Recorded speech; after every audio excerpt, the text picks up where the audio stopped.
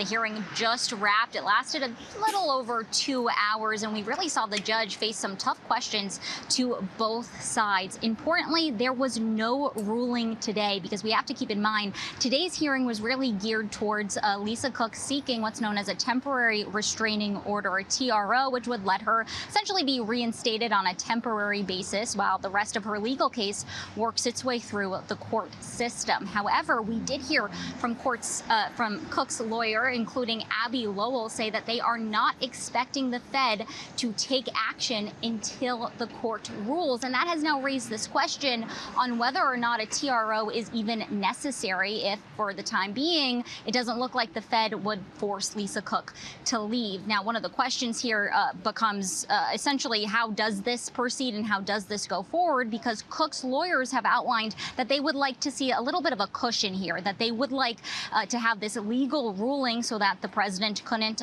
find another way to make sure that she does leave the seat for the time being. Now, beyond that, we did get sort of a preview of the defense arguments that we are expecting to come. Of course, Scarlett, that really has to do with this issue of cause and what constitutes cause. We heard from Cook's lawyers earlier that these mortgage allegation frauds, one, didn't happen while she was currently the Fed governor, and that's something to keep in mind here. But even if they ended up being true, they don't rise to that level of cause, whereas we heard from the Trump administration that it's up to President Trump's discretion to decide what qualifies.